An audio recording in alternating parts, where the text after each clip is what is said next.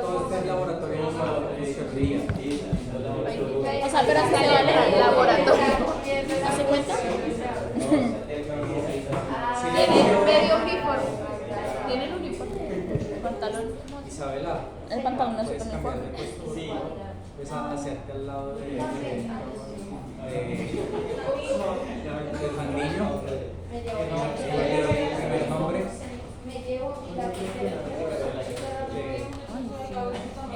Barroso. Eso. Afuera hay que sí, 72. Todo Isabela, todo Isabela. No puede bajar. Así la foto no queda bien. Profe, no está bien. ¿Qué pasó? Porque estábamos viendo. Profe, ¿qué te pasó? Todo Isabela, todo Isabela. Bueno. Hola, mi nombre es Flavio. Ya les he explicado un poco cómo es el proceso de la sinapsis, pero lo voy a explicar un poco mejor. Es axón, terminal sináptica o botón presináptico, otra terminal,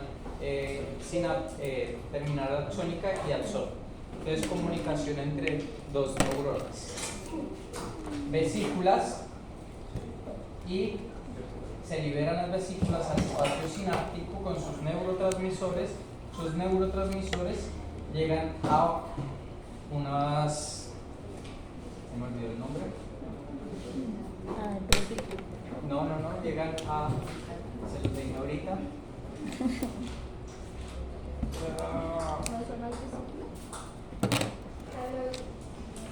A los receptores. Llegan a unos receptores que pueden ser receptores para neurotransmisores inhibitorios o receptores para neurotransmisores excitatorios. Ahora vamos a complicarlo un poco más. Bien, miremos primero esto. Si es el caso que el impulso sea un impulso para continuar el impulso eléctrico, o sea, un impulso excitatorio, ¿qué pasaría? Viene el impulso eléctrico por medio del axón, ¿cierto? Sí. ¿Cómo se transmite este impulso eléctrico? ¿Cómo hace para correr por todo el axón? Corre a través de ellas, pero ¿cómo hace la célula para hacer que se vaya transportando este impulso eléctrico? Pues no sé lo que he dicho, pero... pero espero que lo saquen por lógica, sí. Inteligencia vial. Entonces, ¿se acuerdan que las células funcionan por la bomba de sodio y potasio? ¿Han escuchado? Entonces, entra sodio, sale potasio, entra sodio, sale potasio. Entonces, así es que va funcionando las células, así es que se generan los impulsos eléctricos. Entonces, para que un impulso eléctrico corra a través del axón, lo que va a pasar es que el axón va a tener como segmentos, muchos segmentos pegaditos. Entonces, en este segmento entró sodio, salió potasio.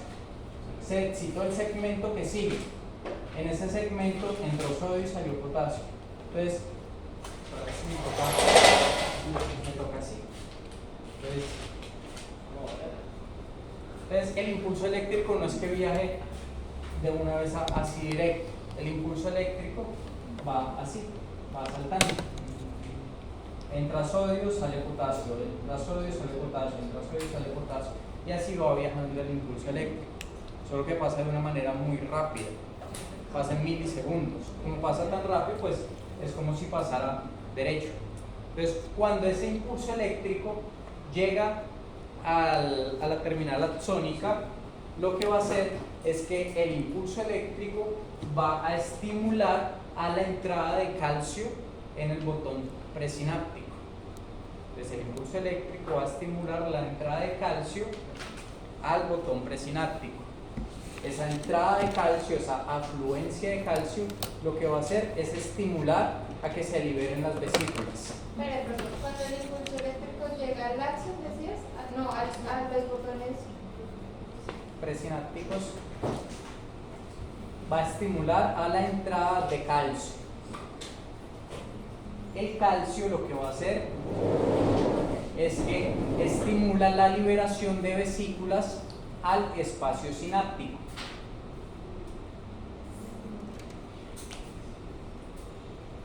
¿La entrada de qué? La entrada de calcio al espacio sináptico, la entrada de calcio al botón presináptico y liberación de vesículas al espacio sináptico. Ajá.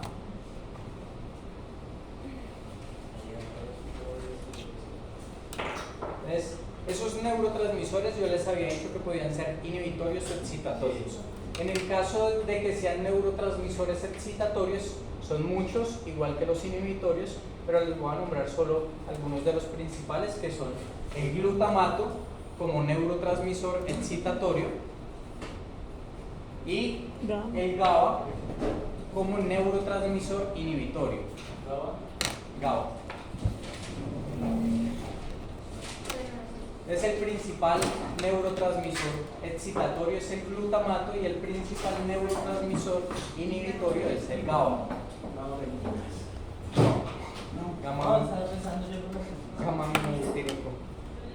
GABA.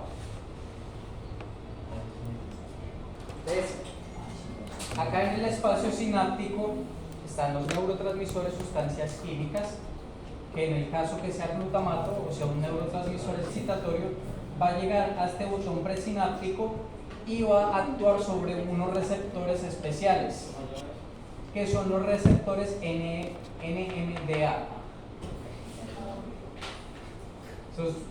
Estos receptores de NMDA son receptores para el estímulo excitatorio. Son receptores para el estímulo excitatorio. Entonces, glutamato corresponde a los receptores NMDA y el GABA corresponde a los receptores GABA adrenérgicos. Ajá. GABA alfa, perdón, GABA alfa. GABA alfa. Entonces, glutamato, receptores NMDA y GABA, receptores GABA alfa.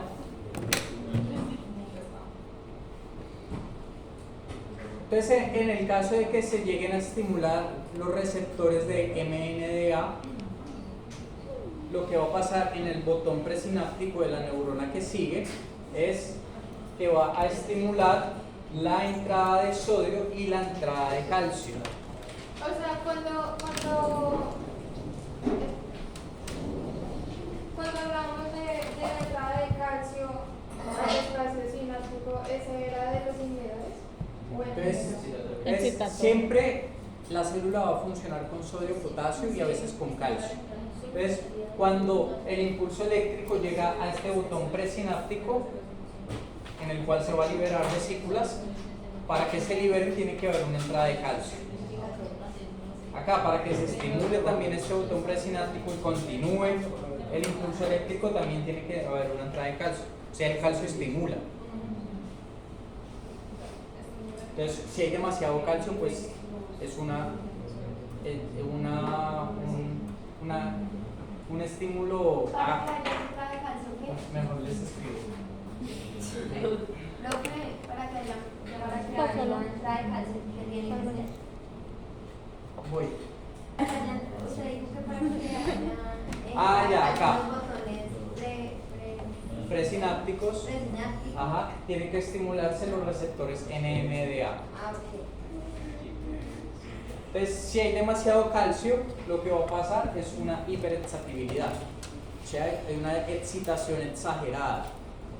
Por eso siempre tiene que estar todo en un equilibrio.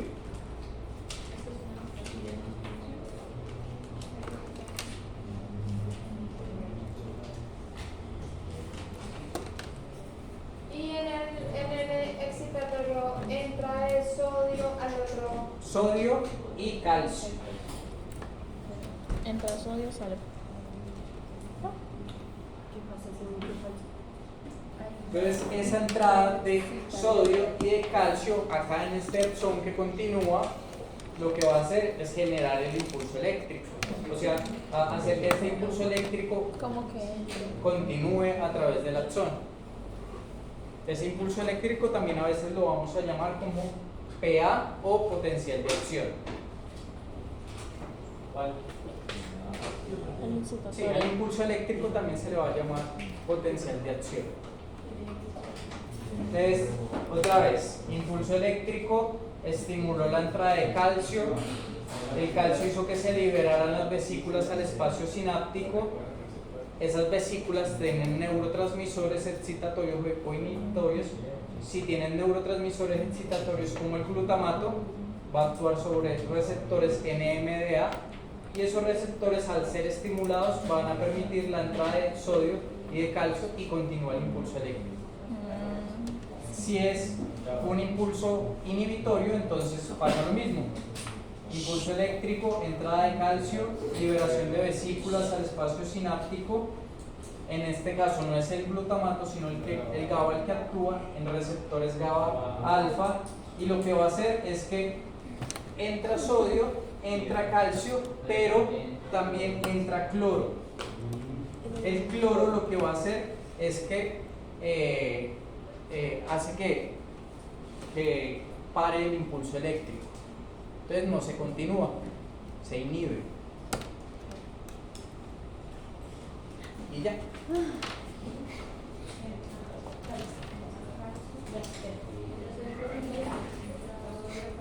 Entonces, además de los receptores NMDA, en el caso de los neurotransmisores excitatorios, también hay receptores AMPA. Ajá. NMDA. O sea, sí, hay receptores NMDA, pero también hay receptores AMPA. Ajá, eso. Los receptores AMPA son llamados también receptores inotrópicos, y los receptores NMDA son llamados metabotrópicos. AMPA o inotrópicos y NMDA o metabotrópicos. Los receptores inotrópicos trabajan con el sodio y los metabotrópicos trabajan con el calcio.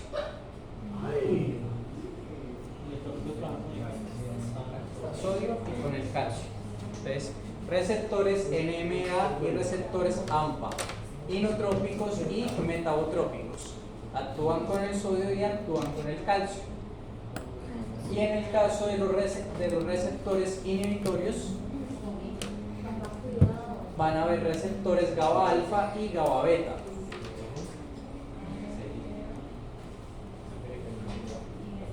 Unos actúan con el cloro y los otros actúan con el calcio.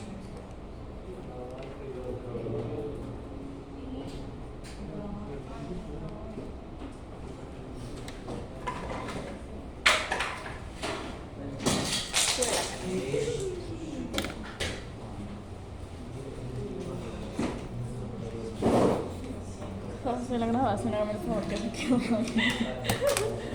Listo. Una imagen para que lo recuerden. GABA, inhibitorios, glutamato, excitatorios. Esto representa una balanza. Siempre deben estar en equilibrio. Si hay demasiado neurotransmisor excitatorio, ¿qué pasará?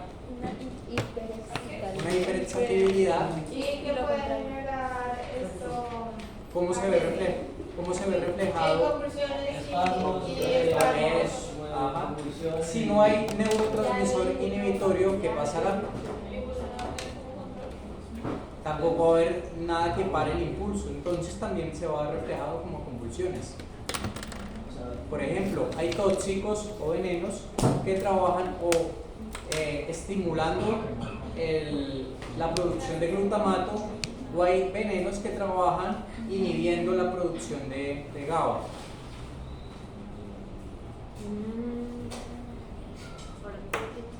GABA inhibitorio y glutamato excitatorio. Eso. No se olvide.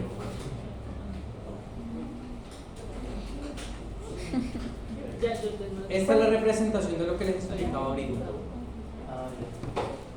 simplemente se generó el impulso eléctrico y para que viaje a través de los segmentos del axón tiene que entrar sodio y salir potasio. Baja eso. Y el impulso eléctrico va saltando de segmento en segmento.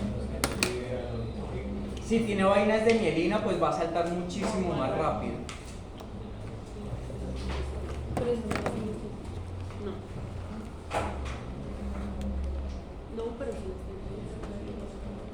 Profesor, ¿puedes bajar un momentico?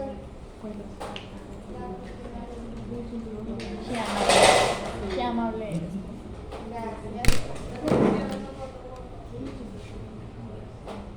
Se parece a ver como que empezó a hacer silencio.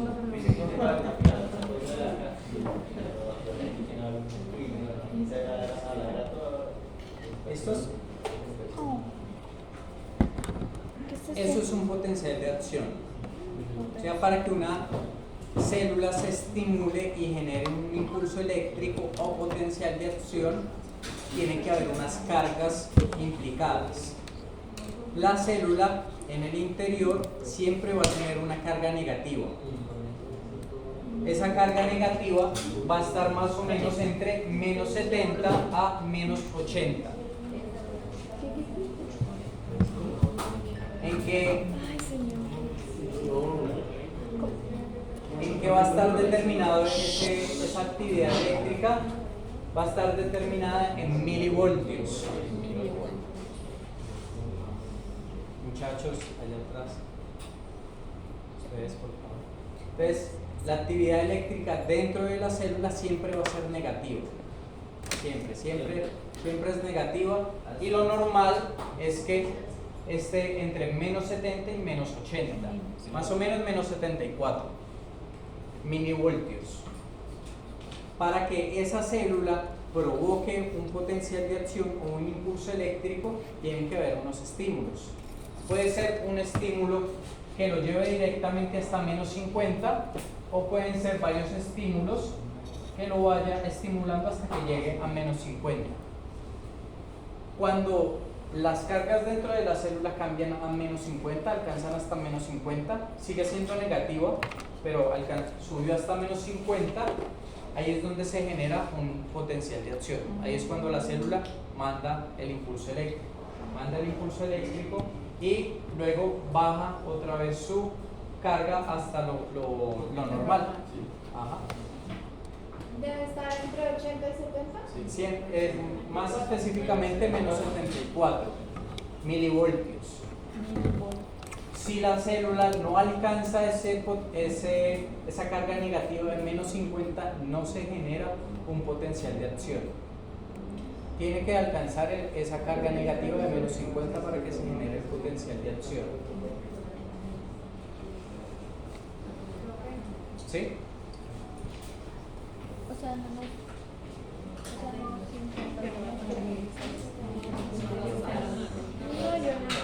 Igual estamos ya. así no. ¿Qué? Otros 4 más. Tú más curris, por favor. Menos 50. Porque está así. Porque está así, tan raro. Pero no, yo ni siquiera le doy como esperanza ni nada. Puedes hablar con él. A veces ni le contesto. En las otras a la niña y me da como vergüenza. Normal. Ambos personas. Ni le habla rato, yo como habla la niña. ¿Ya? Oiga. ¿Normalidad? Ah, no, pero ¿tú se mujer? Bueno, ya no. Bueno, hombre, ¿no? Pero no porque se admitió que fui infiel, porque hubiera admitido que estaba. La pena. Quizás, porque si Felipe nos contó. Y Felipe, ¿por qué no va a meter con eso? Entonces se dice que cuando se genera este estímulo eléctrico es porque la célula se excita o se despolariza. Ajá, cuando la célula genera ese impulso eléctrico, se dice que la célula se despolariza. Y cuando la célula vuelve a su estado normal, a su carga basal, se dice que la célula se hiperpolariza. Se ¿Qué? despolariza cuando qué? Y pero es cuando está normal, cuando vuelve a su... Cuando se excita, Entonces eso, cuando la célula genera el potencial de acción, se excita, es decir, se despolariza. Despolariza. Y cuando vuelve a su carga normal es porque la célula se hiperpolariza.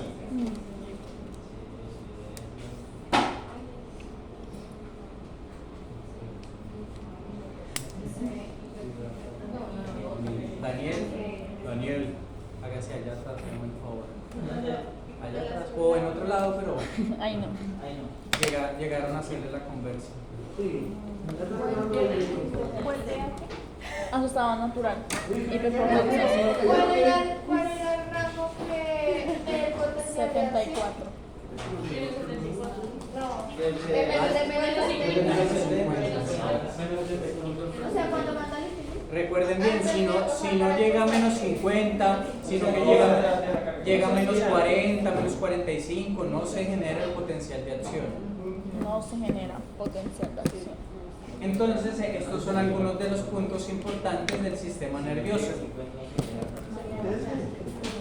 El primero, que ya lo habíamos dicho, es que la neurona es la principal unidad funcional del sistema nervioso. ¿Eso es cierto o no es cierto? No.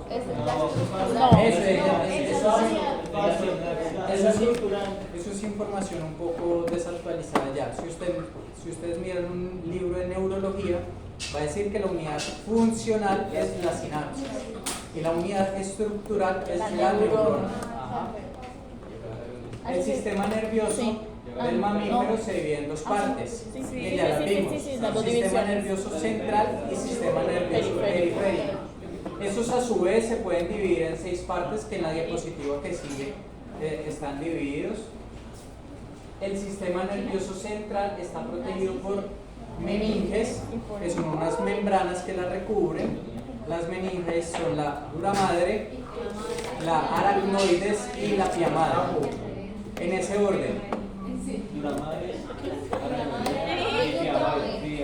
Entonces, el orden de las meninges son dura madre, aracnoides y pia madre, de lo más externo a lo más interno. Dura madre, aracnoides y pia madre. Pia madre, aracnoide y pia madre. ¿De orden qué? aracnoides. ¿Interno, externo? De lo más externo a lo más interno. Externo, interno. ¿No fue pura madre? ¿Qué más? Dura madre. Pura madre. Ay, yo también puse Aracnoides. Y esos son pia las madre. capas de las Pura madre. ¿Qué más? Meninges, sí. Que va de la más externa a la más interna.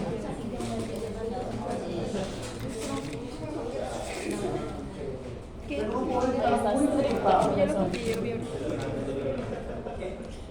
Y en resumen, el sistema nervioso recoge e integra toda la información que es sensitiva y planifica una respuesta generando un resultado que es motor.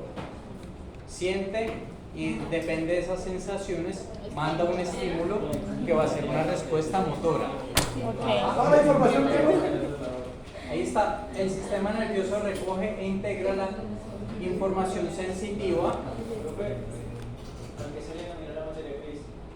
Ya lo vemos, ahorita lo vemos. Planifica una respuesta y genera un resultado motor. ¿Dónde dice materia gris? No, él está haciendo una pregunta que ahorita vamos a ver. Porque en el sistema nervioso, cuando ustedes ven los nervios y el sistema, van a ver que unas partes son como grises o color crema y unas partes son blancas, aunque otras también son amarillas. Pero eso obedece a los cuerpos de las neuronas y los axones. Y estas son las 6 partes en las cuales podemos dividir el sistema nervioso central y periférico. 1, 2, 3, 4, 5 y 6. El sistema nervioso central, que va a ser el encéfalo, es decir, el cerebro con el cerebelo y la médula espinal. La médula espinal va por toda la columna. Y el sistema nervioso periférico lo vamos a dividir en eferente y aferente. Aferente es lo que viene de afuera hacia adentro y eferente es lo que es de adentro hacia afuera. Entonces, Aferente. Eferente de adentro hacia afuera. aferente de afuera hacia adentro. Eso. Aferente de afuera. Eferente de Aferente de adentro. afuera hacia Aferente. adentro. Ajá. Afe afuera. F adentro. ¿No?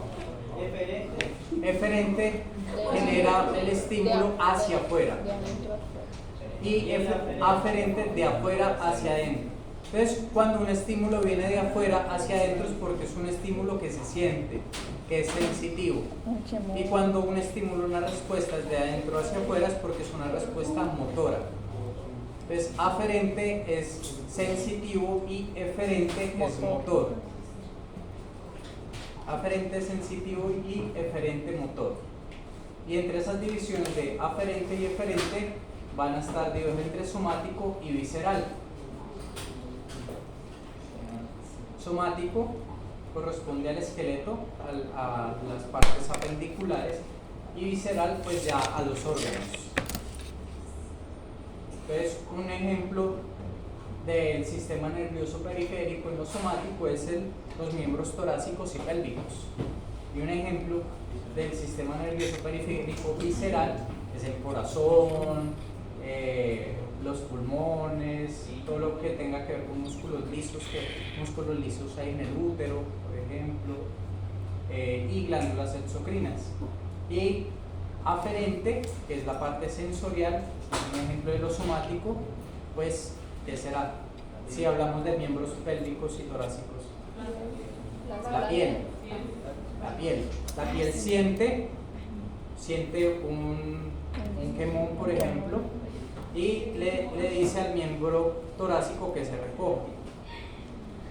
Y visceral, entonces, órganos torácicos que sienten y abdominales que también sienten cosas como, por ejemplo, los intestinos, estímulos de comida, el páncreas, estímulos de insulina, estímulos que tienen que ver con la entrada de azúcares al cuerpo. Por ejemplo, las papilas gustativas. Tan solo con el olor ya se empieza a generar saliva. Tan solo con que sea el jueves a las 12 que tengo clase de fisiología de 11 a 2 a 1, tan solo con pensar en el almuerzo ya se genera secreción de jugo gástrico. Y a todos les da gastritis a las 12 el jueves a esa hora. Entonces, ¿qué vamos a hacer? Vamos a ver todas las partes, nervios y todo lo que compone el sistema nervioso central y periférico. Esa va a ser, hoy es solo funcionamiento. Pero si las vamos a ver, y va a ser un poco complicado.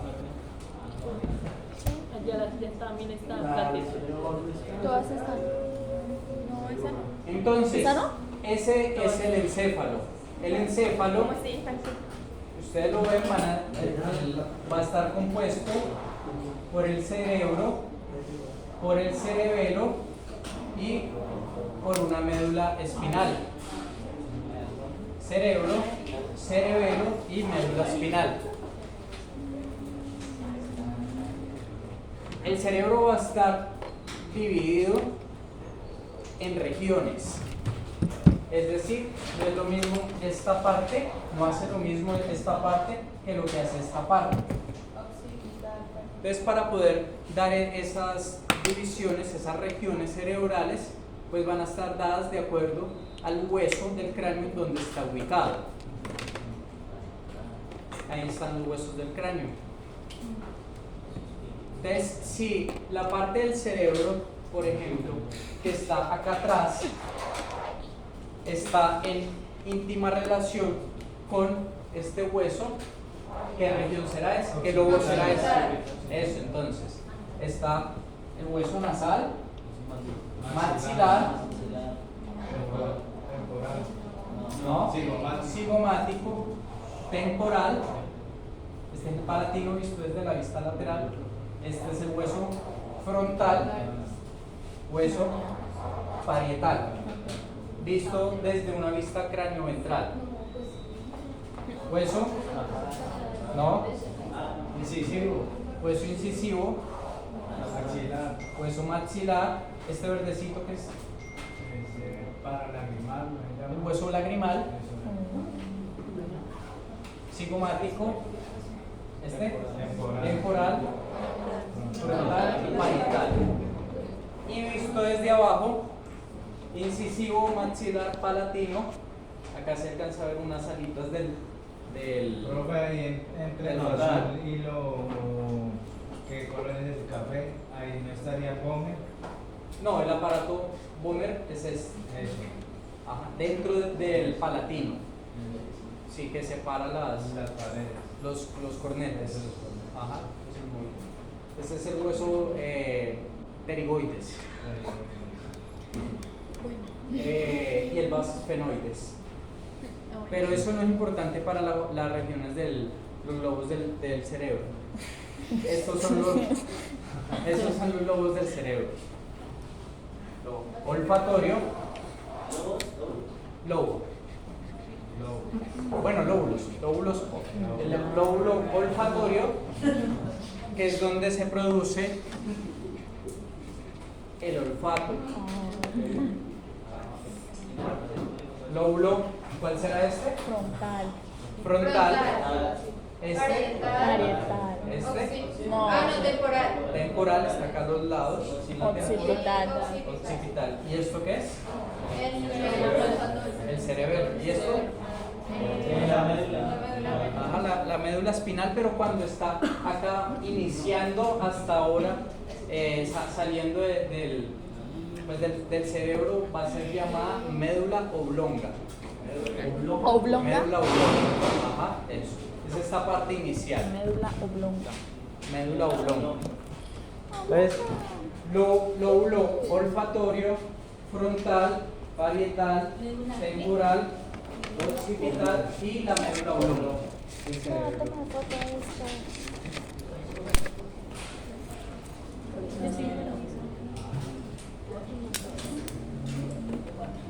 Va a traer algo, pero siempre te va a traer. Que no vaya a decir, bueno, ¿cuáles son las cosas? Me mata. Se me hizo adelante porque se sentar como distraída, entonces para poner más atención. Uy, ese Santiago sí es chismoso. ¿Nos está copiando Marianita? Es que copié una parte. Y ahí están lo que hace cada lóbulo. Smell. Ajá, eso es del lóbulo olfatorio. Hearing and language. Ajá, escuchar y el lenguaje. La parte que se encarga de la audición y del lenguaje es el lóbulo occipital. El occipital es el que se encarga de la visión. ¿Qué? Ajá, es la parte que se encarga de la comunicación del habla es el lóbulo frontal. El lóbulo parietal. ¿Motor qué? Eso, funciones motoras y sensaciones. Ajá, funciones sensoriales. Y acá esta parte que es. Postura, balance y ¿Pero qué es coordinación. esto? ¿Qué es esto? Postura, balance y coordinación. No, ¿qué parte del cerebro es? El cerebelo. Ajá. El cerebelo se encarga de que haya una correcta postura, de una correcta marcha, sí, porque si el cerebelo está dañado, por ejemplo, puede haber una marcha cerebral. Una marcha cerebral es una marcha como de borracho. Es cruzando los miembros y tambaleándose de lado a lado. Si hay un daño en el cerebelo, por ejemplo, hay algo que se llama propiocepción, que es la capacidad del cuerpo de ubicarse espacialmente. Entonces, la propiocepción es la que nos mantiene en equilibrio. Si el cerebelo se daña y no hay propiocepción, entonces no va a poder haber equilibrio o el miembro no va a poder estar apoyado adecuadamente en el suelo. Se va a arrastrar o no se va a poder poner firme en el suelo. Propiocepción.